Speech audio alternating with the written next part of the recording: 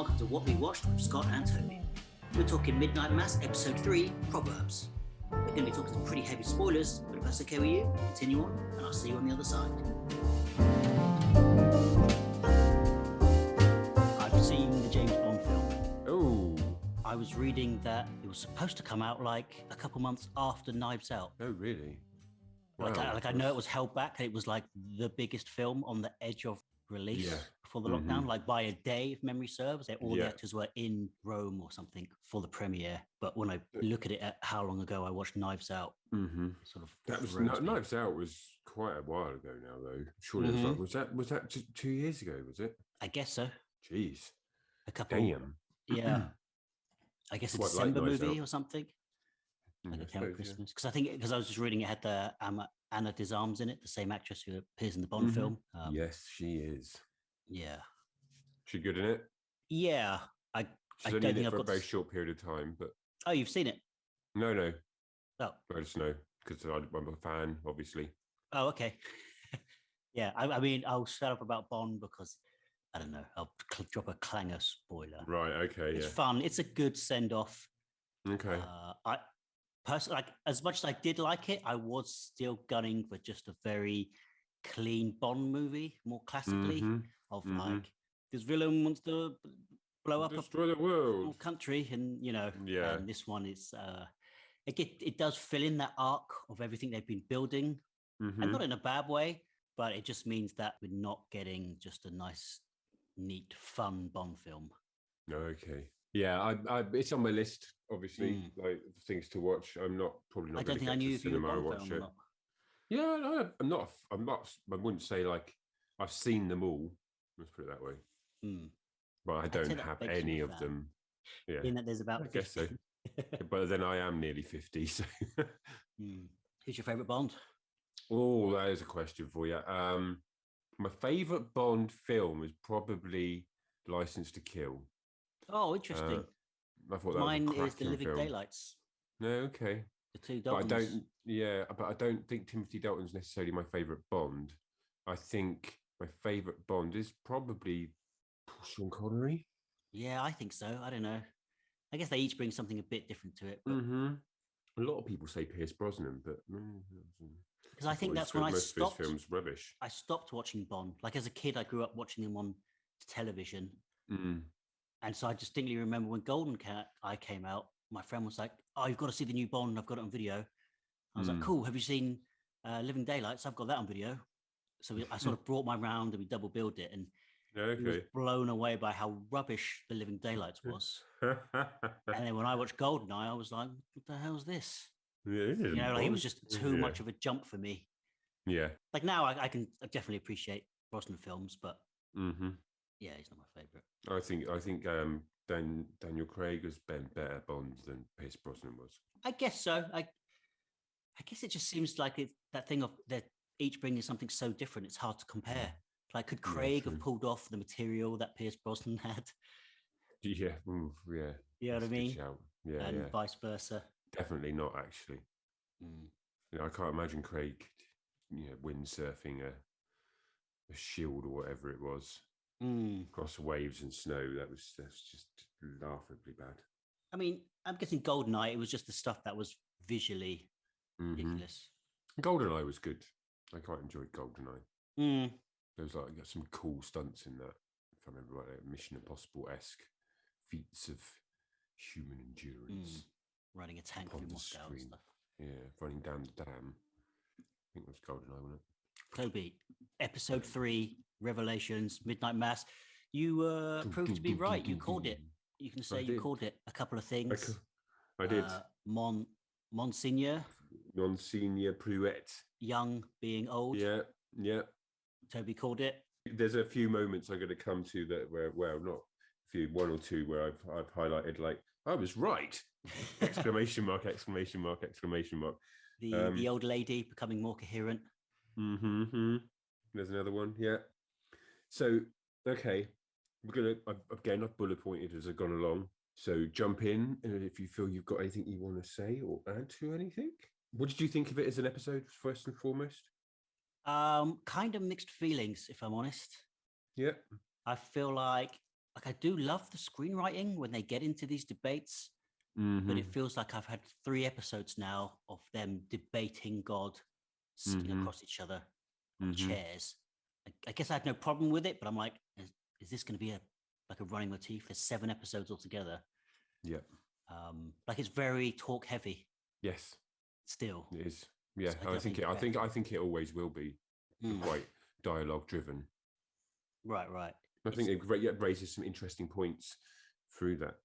But then I just also feel like it's going to make it drag. There's them walking, there's them sitting, there's them walking, them talking. Sitting. Like the locations are just bouncing now in the small circle. Well, it's very limited locations to pick from, really, isn't it? On the Crockett Island, rec centre. How did church, you feel streets. about the reveal of what's going on? Yes, I thought it was good. I loved the opening flashback sequence of Monsieur Puet when he was old in the cave in the desert, getting lost, and then shuffling his way into that cage and being given new life by this being in the cave that glows with red eyes, and all that. Like we see it very clearly now, huh? Yeah, we know 100% now that it's definitely vampires. There's no, or vampire. There's confirmed, I guess. Yeah. Again, this ties into what was it? I think it was you that said that he brought it back. I can't remember exactly what it is you said, but it alluded to that, but with a slight difference on the end, that he was going to bring it back and he was going to beat it. Was he with or against it, right? Yeah, whereas it turns out he's with it. Yeah, I guess that's interesting, right? It's I just watched Saint Maud. If you've heard I think of, is it horror? Yeah, but it's more like mind horror. But it's I guess it reminded me in this because of like a certain theme. But I guess this is interesting that there's basically a religious man who's found a vampire, but he's seeing him as an angel. And he's unleashing him, thinking he's doing good on a small town, which is kind of fun. I think that's a bit of a slight twist to the vampire thing. Basically, what this is. It's basically what this is, because there's that whole when he's in the cave and he's looking up at him, he sees the light haloing around his head. Right, and he's brought him with him. Like, let's go save the town. And yeah. So yes. I've got my first bullet point. I had things like a John Coffey-like miracle blood black thing, like John Coffey in Green Mile. Like when he for me, it was like he extracted the problem with the girl not being able to walk, then went outside and threw up because he was ill. Turns out that's not at all what was going on. In my theory now is completely different, but that was one of my first bullet points, was like, it's going to be this, but actually scrap that, it's not that at all. I have a theory that I came up with the other night. Shall I tell? Yeah, I'm going to offer it in now. Basically, I think no, actually, I'll save it to the end. Again, it's a cliffhanger. It's a cliffhanger. The old lady at the top of the stairs, looking younger, getting younger. So yes, you called that already. I was right. I think it's just because I'm not saying the makeup isn't bad, but it's clearly a young woman in an old person's makeup. Well, yeah, of course. Yeah, it was always. There was no doubting that from the first episode. I didn't think. Did you? Not. No, but as in, the only reason they would really do that was because either she's going to be heavily in the flashbacks or younger. Yeah, exactly. Yeah, so she's definitely getting younger, and I think there's a reason that he's singled her out is because he's in love with her. Oh, has been like from back in the day. She's the Mina of the story. Yeah, and because he's in priesthood, he hasn't been able to realize that, and perhaps the reason he went on this pilgrimage is, well, no, that's not actually true at all, because why? How do you know there's a vampire out there, Toby? I think he's just got a lust for life now. Yeah, and potential eternity. Again, you alluded to it earlier on, that like the discussion between Riley and the priest and the how. I thought that was quite nice. How did you is it a miracle? Is it magic? Is it this or is it that? It's like, no. How did you know? Right. They really sort of doubled down on that. Dick if that hadn't worked, so you must have known. I thought that was a really nice sort of back and forth. I like those interactions between the two of them in the AA meetings, and then this third guy turning up as well, like midway through the show. I think it's going to be interesting to see where that goes, because there's a real back and forth between this priest's belief and his take on religion, and his underlying knowing that it's not miracles, it is just the blood of the believe. vampire, and then Riley pushing him. So frustrating at times, wasn't it, on this show? Like not as a viewer, but as like a, when the doctor was trying to like, let's get her medically tested. We've got to find out what it was. And the parents like, no, let's it's a miracle, so let's leave it. We don't know if it'll come back. Like, no, we don't want to. We don't want to poke at God. Yeah. Like we could help millions of others potentially. Yeah. No, we'll leave it. No. We're good. We'll just take our luck and roll with it. Again, I noticed it in the second episode, the back pain on the dad. Oh no, yeah. So the back pain on the dad when he gets up in this episode and then starts dancing with the girl, with his wife. Again, so basically they're all drinking now. I think he's turning them all into vampires. Either he's turning them all into vampires, or he's giving them all new rebirth through drinking of the vampiric blood. I'm not sure, because I'm pretty sure the vampire has to bite you first, and then you drink its blood to become a vampire. But they're benefiting the island from this youthness that comes from drinking vampire blood. So yeah, and then I noticed it in episode 2 when the dad was on the boat, and Riley goes to help him with the lobster cage. Yeah. Then or obviously, I'm thinking it might come out to like, not like hysteria. Everyone's like, there's miracles happening and we're all better. And there'll be a scene where he's like, I'm flipping invincible, and runs into a fire, and then there's a horrific, oh God, no, you're not. Like, what did you do? That woman's walking, and this woman's better, but you're not.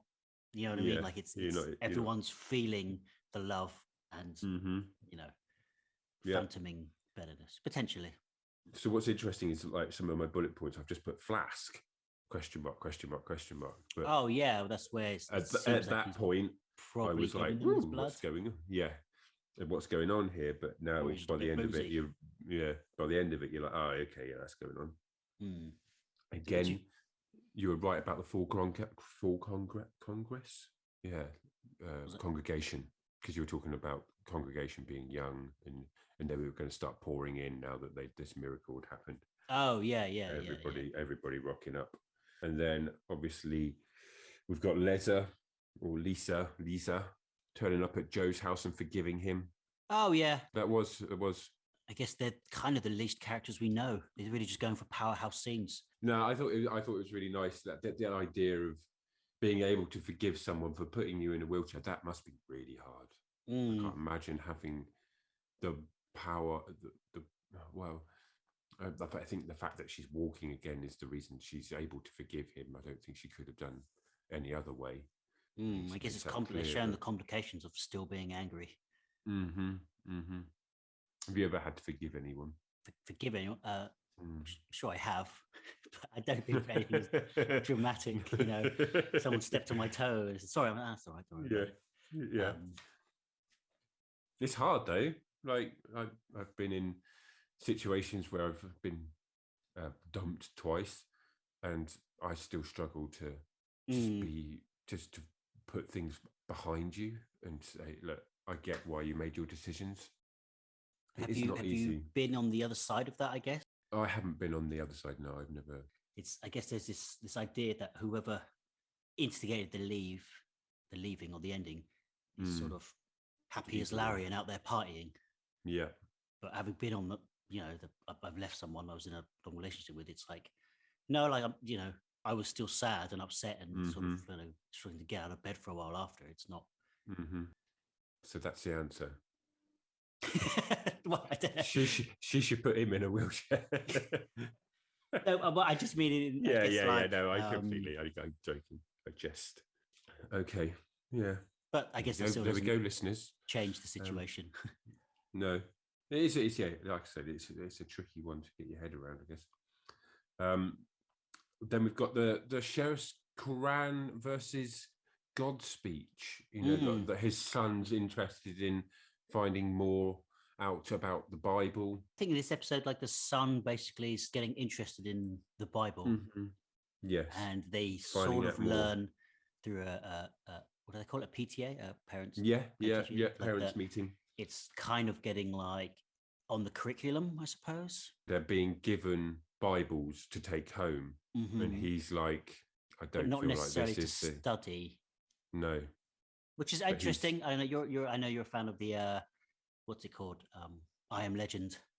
I guess they cut out the Will Smith film, but I think there's a bit in the book where, because I think it's totally cut out of the film, but in the book he's sort of diving into what and how vampires are and how they work. Like, why garlic? What the hell is that? That just seems like something ridiculous. And like, if a vampire is like come from like a Muslim victim, why the hell is he scared of a crucifix? Yeah. And he sort of dives into that, which is, I feel like this is what this is doing, right? Like the vampire trait as we know it is very like Christianity. Yeah. Very like exactly that, crucifix fearing. But what's it going to mean for this Muslim father and son as the show progresses? Why are they going to be burned from holy water, right? Where do you stand on Bev at the moment as a character? Her motivations. They keep showing her putting that poison on the shelf. They do indeed, don't they? Do you think she might be actually sneakily anti-Monsignor and trying to poison him? I think that may well be the case, because she clocks the picture, doesn't she? Yep. Early on in the episode. Does. And then we get a flashback to the picture at the end of the episode to see what she was looking at. So I reckon she has, this is what I was going to say, my big reveal. Oh, is that she's our hero for now. She is our hero. But she's also, it's a bit misleading because she's also like, it's a miracle, and she's pretty good acting if that's the case.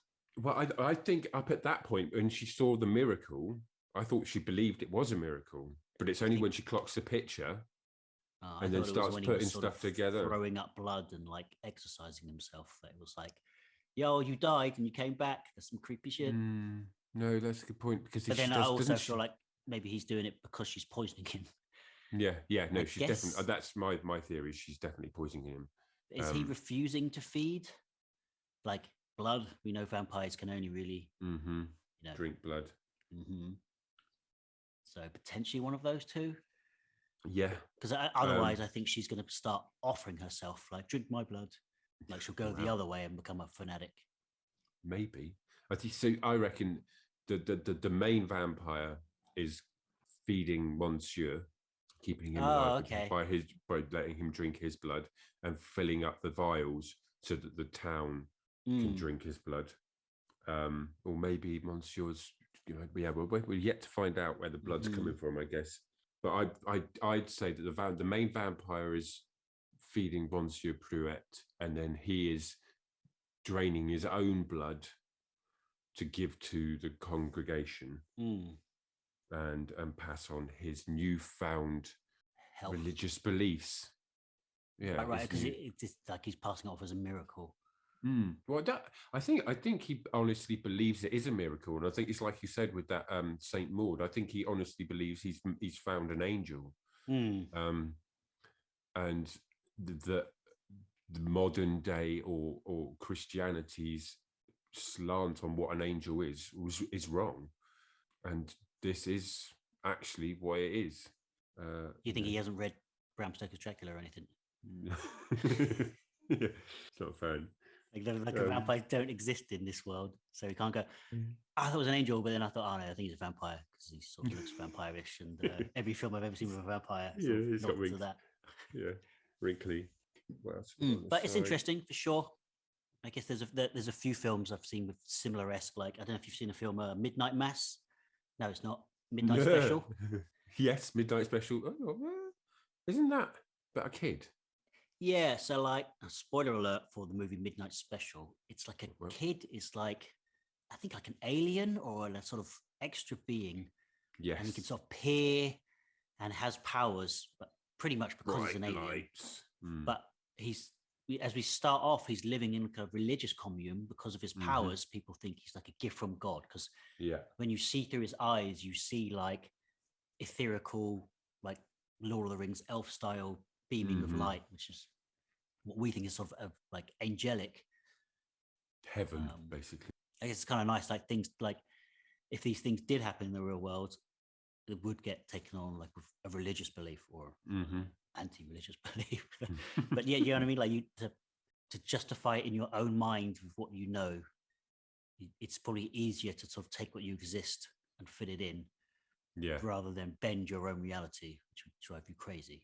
Like to just find out, oh, aliens exist and this little boy just has a hole to it, which is, I guess, yeah, exactly what's going on with Midnight Mass. My roundabout way of saying, is it easier to believe in angels or demons, as it were? Yeah. When one is right in front of you, and One's the other eating is cats, in so a that's book. a clue, but sure. And then I got something that I put proper jump scare, which the references window. back. Yes, was that the moment? I can't remember it now, because I saw it basically. It's the second we left the last episode. I went straight and watched it, which is probably what I'm putting on this one. So I think when the sheriff is sort of tucking his son in at night, yes, he sort of that's it. turns the lamp off, and we get the face with the eyes. Yeah, after the I don't want you going down the route of Christianity or pursuing it in any. He asks to go to one of the church, basically, isn't it? Yeah, and it's like, no, respect your mother, respect her beliefs, respect my beliefs. There's no need for you to go to this. We have our own version of it. You have to understand that this is what we believe in. This is what our religion's about. Do you think he's got a point there? I mean, if physical miracles were happening, I'd want a gander. Yeah. I guess it's more than that, because the boy is actually questioning and believing. Yeah. So I guess that just puts the dad in a predicament. Like, I guess Mm. it's just that thing where the dad probably feels he's just too young. But I think there's some makes a good point in saying he didn't choose to believe in the Quran. People saying like, oh, I believe in like X and X. Like, it's because of where you grew up. You know what I mean? If you grew up in like in India in the 30s, you wouldn't have. Yeah. Right. For example. But I guess that doesn't really apply to the now and the here. But I guess it's interesting. I guess like this show is going to bounce back and forth on like the I guess the dogma. Good word, dogma. I guess I love the opening of the book Life of Pi, and Pi basically joins up with like 3 or 4 different religions because he just loves God, and he's sort of hiding them from each other. And then one sort of like slapstick comical moment at the zoo, his rabbi and his priest and his such and such all sort of meet the dad. And it's like, oh, you have an excellent boy, blah, blah, blah. And it all comes out and they're all like, what's going on? And the kid's just like, I really love God. I just love God. So I'll just worship him like 3 times. I think he said it more elegantly than that, but yeah. No, I was listening to you going, I recognize this story. Why do I recognize this story? I've definitely not read Pi. And then I just totally missed the life of bit. Oh, sorry. And the second that it clicked, I was like, oh yeah, I did read that. That's a great book. Then we've kind of talked about it, but evil using faith. So Monsieur Purette being used by the vampire to, but we don't really know what his end game is here, this big vampire, or why he chose to save Monsieur Purette. Took pity, because I guess he was thankful. And he's not expecting that. Like most times they shriek in terror. Yeah. I got to say, on this flashback reveal and showing what, at least at this stage, is the big boss vampire, in this flashback and this, we have the Monsignor in the confessional booth talking to God. I wasn't too big a fan of this as a vehicle for reveal. I much would rather have figured it out with one of our characters. Right, okay. I would rather have like sort of, we find out with Riley with some more clues. I know we don't know what to hold, so maybe it's like, no, if we do it like this, then we can just get on with it. But no one else knows about the vampire, so now we're going to have to experience them finding out about everyone else finding out and dealing with it. And I guess it just might have, I don't know, it just feels a little blunt. Oh, there he is. And I know it was 99% sure, but to just sort of have it on its own. Remember in the Turn of the Screw? No, what do they call the last Blythe Manor, when it just had the whole episode of what the ghost was, explaining it to us. It just felt, that whole episode just felt like a jaunt. Yeah. Because we just, like, we have all these characters and we're finding out all this stuff, and then bang, suddenly 100 years ago, and the whole episode is just this. And it's not that I hated it, I just thought, oh, but you're just telling us. Yeah. Yeah, no, I agree. It kind of feels like you've had the rug pulled out from under your feet before the characters have had the rug pulled out from under their feet. So you're getting it done to you twice. So the second time, it's going to have to be something spectacular to make it an equal rug pull, if you get what I mean. Like we've experienced this reveal, and now it's just a case of how does the characters also experience that reveal that we already know about, and it has to be quite spectacular, I think. And which alludes to my next question, which is where do you think it's going to go from here? Because we've had the reveal now, we know exactly what it is. Is it going to be some big ass showdown between good versus evil, Bev versus vampire guy, or Riley versus vampire guy, and Bev versus priest? Is Bev going to be our anti-hero? So at the moment, I'm swaying towards that the majority of the town, like, it gets revealed what's going on, and half the town get behind it. Right. Going to leave because Erin's having a newborn baby, and I feel like it's going to come down to sort of the baby becomes a symbol of all hope and stuff. And I feel like maybe the town is going to, like, not become evil, but kind of become monsterish. Right. Okay. And get behind it. So it's going to come down to like a small group of people, such as the sheriff, Riley, and Erin. Let's slip out while we can. Let's stop this. Whilst the rest of the town is sort of cultishly, like joining in with the fun, knowing what the deal is. Yeah, but my back's better, and but she can walk. Yeah, exactly. But it's like it's not actively changing them as people. It's making them better humans, as in physically. But from what I can tell at the moment, there's none of them are developing any bloodlust or evil tendencies. Not even the priest is, other than drinking. I suppose there you go, like the drinking the vampiric blood from the flask. But he also might be dying as a result, potentially, of not feeding. And do you think we're going to see Dope Guy? He hasn't been. I think he's dead. Isn't he? Did they even mention he disappeared? No. Maybe. I guess I just thought someone's got to die because it's a horror show, and as much as they want it to be a slow burn, we need to get some scares in there. I mean, I guess he could come back. I mean, maybe it might just be he'll come back like I got the shit you need. I was thinking like in a sort of shirt and a tie, like new, like reborn. Right. Okay. Yeah. But I also think that the vampire got him, not the priest. And if the vampire outside of Monsignor Pruitt, if the vampire gets you, you're food, basically. Like all the cats were dead. The cats were like. That's a good shout. Good. That's a very good point. Who do you think is going to end up in the small group then? I think it's going to bounce around. I think like Riley, Erin, the guy who is no longer the town drunk. Rob. I guess a handful of the kids. Yeah, I think Lisa's going to end up on the bad side, and that will bring Riley's brother over because he's quite in love with her, and maybe the sheriff's son as well. That would be a nice sort of angsty, tension-driven thing. I guess they're all going to have to deal with okay, so you've just seen a vampire, and you could argue like this is disproving or proving the existence of God. Like eternal life and stuff. It's like, so do you still have belief, and where do you go with it? Yeah, I guess I feel like with Riley we're gonna get like what's that M. Night Shyamalan movie, like Signs.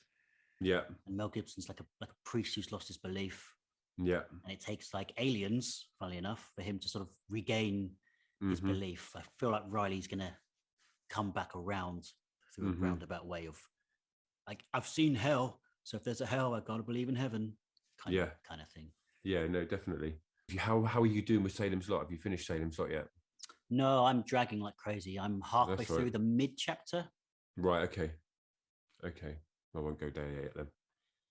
It's very old school. I was not expecting it to be so. I guess not poish, but like it's a big book, 700 pages. 6, 7. Yeah. And it's like that. I feel like I couldn't sum up the events on one hand. Like it's going through its slow creeps. Like, well, we've got a whole podcast with this, so I won't get into it. But I'm slowly making my way through Salem's Lot. Yeah. Okay. Yeah, there are a lot of similarities between, obviously, other than Outside the Vampire, but the structuring of Midnight Mass and Salem's Lot I found when reading the two and watching the show at the same time. And then obviously we have our ending. So the priest stumbles through the door, spews up loads of pus and blood, and gets really like just convulsing and has this fit seizure, collapses exactly. Collapses on the floor and dies right in front of Bev and the parents of the girl that can now walk, which was, I did not see that coming. I was proper like, whoa, like I was with the end of the last episode. Oh shit, is what I wrote. It's like, damn, he's dead. I did, what the hell? And then poof, he comes back to life. And fade to black. And I chewed on that for like a couple of days, and then I think it was like the next day or the day after, I suddenly clicked that Bev had been putting the poison back on the shelf. Oh, okay. In just a random cutaway almost. And we were showing that deliberately for a reason. And, you know, the fact that he was convulsing and dying looked like he'd been poisoned and then came back to life was proof to her. But what the hell is going on? And then obviously we get that little. Assuming they have all their continuity in the right place, he's not eating or drinking anything. Because earlier on, they made a specific scene when he first collapsed. The doctor was like, you need to eat and drink. And she kept trying to shove the water in his face. And I was paying attention because I'm like, I think he's a vampire.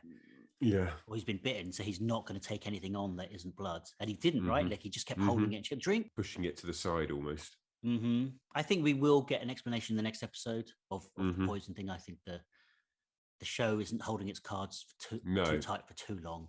And I thought there were 10 episodes. I think there's only 7. Yes, there is. There's only 7. And I think, yeah, it does. Like you say, it shows you something in one episode, gives you a couple of hints and clues, and then goes, ta-da. You were right. As we were with episode 2 predictions, pretty much bam, bam, bam, bam, bam. Episode 3, yes. I guess I don't know what's left unanswered questions that are sort of on my mind, like who killed the dog? That like not MacGuffin, like a red herring. Is it tied in? I don't know why that's on my mind. I guess because there was no mention of it suddenly. No, yeah, just went quiet, didn't it? I guess knowing that how early we are on the show still, I feel like there's a lot of fun surprises to come. I do definitely feel like you're right with this fracture that's going to happen in that we're either going to get the reveal in the next episode and everybody's going to understand what's going on and then form cults for and against. And then we'll get this final clash in the last 2 episodes. Or it's just going to completely go in a different direction and be absolute carnage with people turning into vampires and people that are not vampires fighting stuff off. But then Riley's drunk the blood as well, hasn't he? So yeah, I don't think the drinking of the blood alone can be enough to turn you, but I think the drinking of the blood combined with the knowledge will be the problem. I guess it's that sort of thing of like, I guess all vampires have this of like trying to take on the law of everything we know of vampires and sort of do it in a way where we can't go, yeah, but I saw him in the mirror and we know vampires. Like, yeah, I know, but this isn't the exact law of 50 other writers, 100 other writers and Bram Stoker's thing. This is just, I guess that we've seen it before in I guess all sorts of films media when they're like, oh, but what if they were a warning?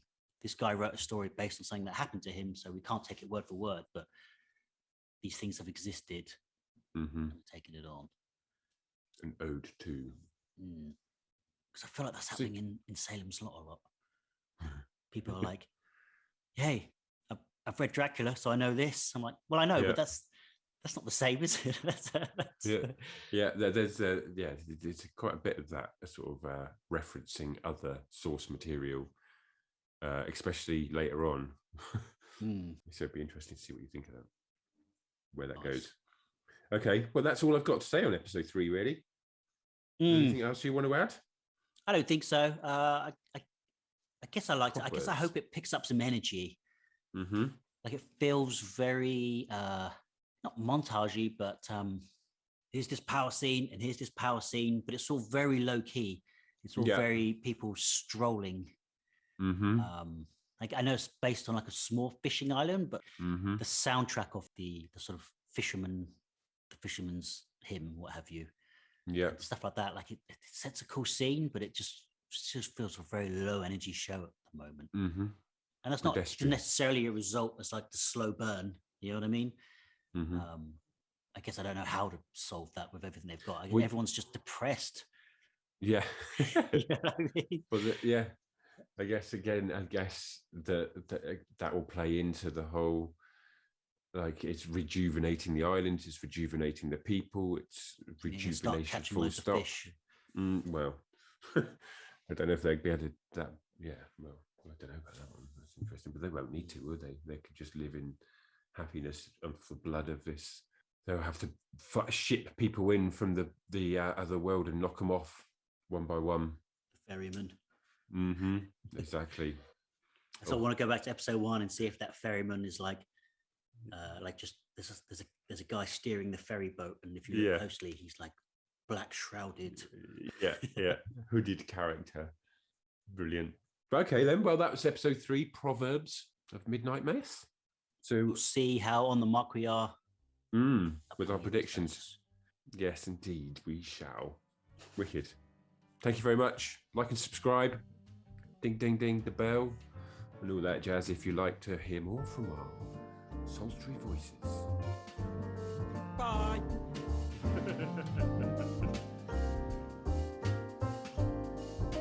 Okay, we're going to wrap it up around there. I want to thank you for listening, and I hope you enjoyed. Join us again next episode, and until then, have a great day.